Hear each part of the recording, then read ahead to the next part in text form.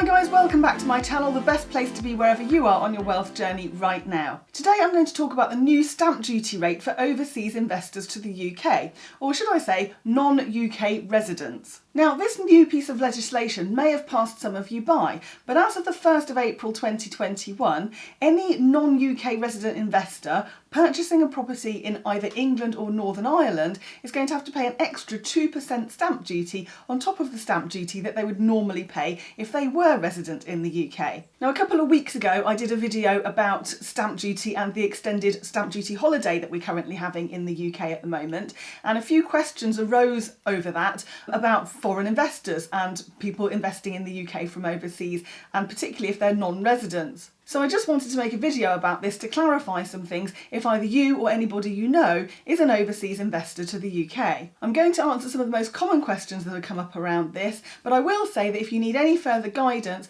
I would say if you are buying something in the UK, obviously speak to your solicitor about it, because they will be in a good position to guide you and help you go forward. So the first question regarding this new stamp duty rule is, what exactly is a non-UK resident? Well, according to the .gov website, which I'll put a link in the description underneath this video, it says you are not a UK resident if you have not been living in the UK for at least 183 days out of the last 12 months. Now, I will clarify this because the 2% extra stamp duty applies to properties in England and Northern Ireland. But if you've been resident anywhere in the UK, so let's say you came over and you were living in Edinburgh, in Scotland, for example, for 183 days out of the last 12 months, you would still be classed as a UK resident for that time period. Likewise, if you permanently live outside the UK and have no intention of living here, then obviously you have to pay the 2% stamp duty surcharge. And likewise, if you are British but you've moved abroad for 183 days out of the last 12 months, then again you'll be classed as non-resident in the UK for that time period and would have to pay the extra 2% stamp duty. There is a relief, however, for Crown employees. So if you're UK service personnel, for example, and you're posted abroad and you've been abroad for 183 days out of the last 12 months, then you obviously would not have to pay the extra 2% stamp duty, and neither would your spouse or civil partner. And for spouses and civil partners in this instance, you do have to be legally joined together. So if you were separated or you were not married to start with, then you would still have to pay the extra 2% stamp duty surcharge. The next question is, all right, well, how do we prove residency then? How do we actually prove to HMRC that we have actually been here for 183 days out of the last 12 months? Well, HMRC obviously understands that you're going to be talking to your solicitor about this whenever you start your purchase process, and you'll be getting advice from them, but they may ask you to prove that you were in the country on particular days, and they will ask you to do that by providing bank statements to say where you were, or if there's particular spending that you did on a certain day. They may ask for mobile phone usage and bills to see where you were on a particular day as well. They may ask for proof of any UK club memberships and usage. So, for example, if you've joined a gym, they might want to see that you've been there. Would include other things like sports and social clubs as well. So if you've joined a golf club or anything like that, then that would also help. If you were working here in the UK, they might ask for timesheets or rosters, work diaries, planners, that kind of thing, just to see where you were on particular days. If you were living somewhere in your name, it might be that they want utility bills, phone bills, possibly even your tenancy agreement and that sort of thing. Now, obviously this is not an exhaustive list, but hopefully your solicitor will be able to guide you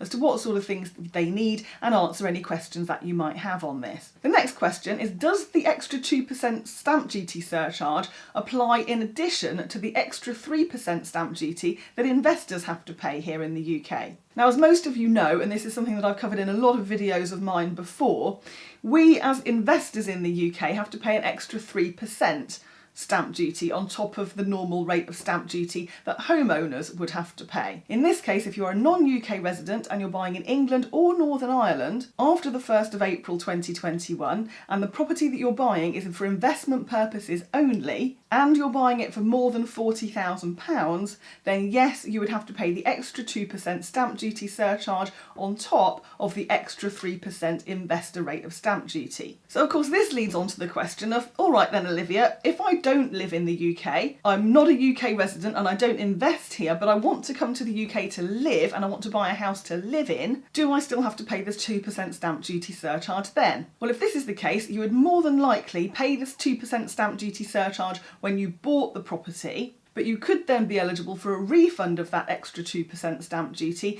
if you then proceed to live in the UK for 183 days out of the next 12 months. And this is after your purchase. So let's say, for example, you purchased a property on the 1st of September 2021, having never lived in the UK before, and you then proceeded to move into that property and live there for at least 183 days between the 1st of September when you bought it and the 31st of August 2022, then you would potentially get your 2% stamp duty surcharge back from HMRC. You would be eligible for that refund. The next question is, what if I am not living in the UK, I'm not a UK resident, but I've already bought a property in England or Northern Ireland that I've already got sitting in the background? If I sell that property and buy another property in England or Northern Ireland, can I get a refund of the 2% stamp duty surcharge then? And the answer to that one is that you will only get a refund of the 2% stamp duty surcharge if you are replacing your main residence. So if you lived in the property that you already own for at least 183 days out of the last 12 months,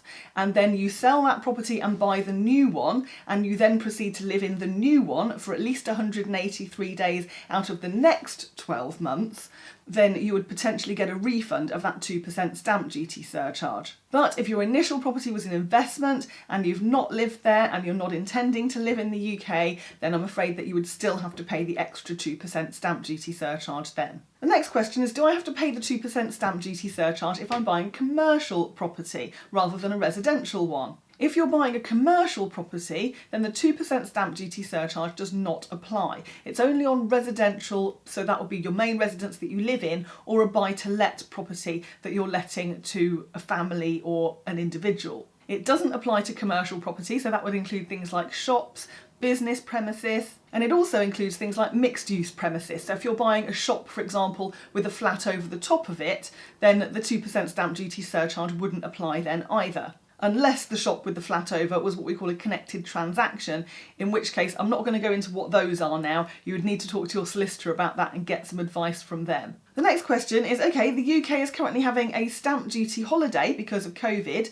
If I'm a non-UK resident, do I still get to benefit from the stamp duty holiday as well? Or do I have to pay pre-COVID levels of stamp duty? How does that work? Well, I'm happy to say that the stamp duty holiday applies to anybody purchasing a property in either England or Northern Ireland between now and the 30th of September 2021. So even if you're investing from abroad, you can still benefit from the stamp duty holiday. So if you're a non-UK resident, you will have to pay that 2% stamp duty surcharge, but you will get a stamp duty holiday on the main part of your stamp duty. It is worth mentioning as well that HMRC have given people a little bit of leeway with this, because even though the legislation comes in from next week, if you're in the process of a purchase and you exchange before the 11th of March 2020, so last year, or if the purchase has been what they call entered into and substantially performed before the 1st of April 2021, then you will not need to pay the surcharge. So if that applies to you, if you've got something going through at the moment, I definitely recommend you speak to your solicitor and get some guidance from them. They can then have a look at the definitions of that and see whether or not you do have to pay that extra 2% if you complete after the 1st of April. And I think everybody's circumstances are going to be different there. So I do hope that's helpful, guys, and clears up some of the questions that you may have if you're a non-UK resident purchaser or you know somebody who might be. Do give me a thumbs up underneath this video if you have enjoyed it and you found it helpful. Also have a watch of these two videos up next because they will hopefully help with your wealth journey. Do subscribe to the channel as well if you haven't done that yet. And thanks ever so much for watching this week, guys. Do stay safe and I'll see you in the next one.